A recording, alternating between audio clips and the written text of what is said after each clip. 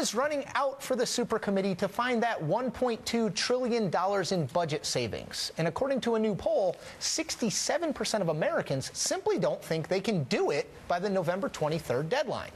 Arizona Democratic Congressman Raúl Grijalva is the co-chair of the Progressive Caucus, and he joins me now. Congressman, thanks for taking the time. You've been a critic of the Supercommittee from its start. Tell me if you're surprised. You have 2/3 of the American public believing that Congress and the White House cannot get a deal done to get our financial house in order. Yeah, and I'm not surprised by that because, the Supercommittee, and much credit to Becerra, Claiborne, and Van Hollen, they have listened to our recommendations about how to generate revenue from the Progressive Caucus. But the fact remains that the committee as a whole is ignoring public opinion that says generate revenue, create jobs, leave Social Security alone, leave Medicare alone, and all those things can be accomplished. But there has to be a willingness on the part, particularly the Republicans on that panel, to say we are going to look at revenue generation, we are going to look at some of the tax breaks we've been given to corporations and individuals, and use that tool to spare Social Security, spare Medicare, and also create the kind of revenue that is going to allow us to have a real jobs program. I think the 67% out there that are saying they don't really do the job, they've been watching and they have not heard anything different since the inception of the committee. Now, Congressman, you mentioned public opinion. That same poll, I found this fascinating, that same poll, it said 48% of people said the debt solution should include only spending cuts, 39% a balanced approach including cuts and tax increases. So half of the country believes that we should get there via spending cuts. Is that not the public speaking out as well? Well, I think that's been the tenor that has been set from the beginning. From the very beginning, 8-9 months ago, when we had the struggles over the budget resolution, the debt ceiling, it has been about cut, cut, cut.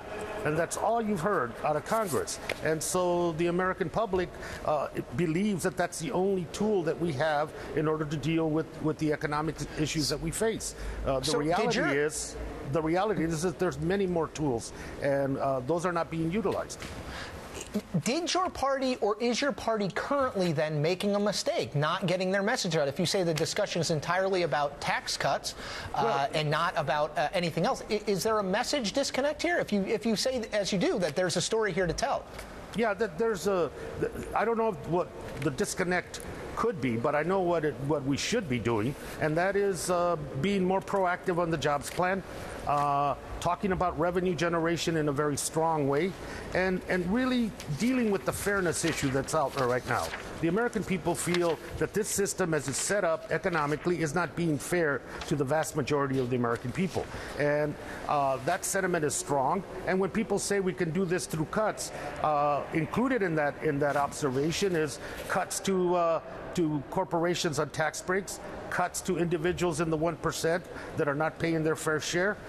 When you generate revenue, you're also eliminating some of the niceties and tax breaks that very big corporations and very, very rich people have been receiving for the last 10 to 15 years in this country. Congressman, very quickly, 100 members of Congress, including Democrats and Republicans, called on the Supercommittee to go big, $4 trillion. Do you think that's a possibility given the current tenor in Congress? I think they have to look big. They have to look at jobs. They have to look at revenue generation. You have to think in those terms. I think the mistake would be to do something small that's politically palatable, but really doesn't deal with the situation that we're in, and then try to buy more times. I think the reaction from the American people will be very, very negative. So thinking big, is it doable? Yes. Is the political willpower there to do it? That's the question that is going to be answered in the next few weeks.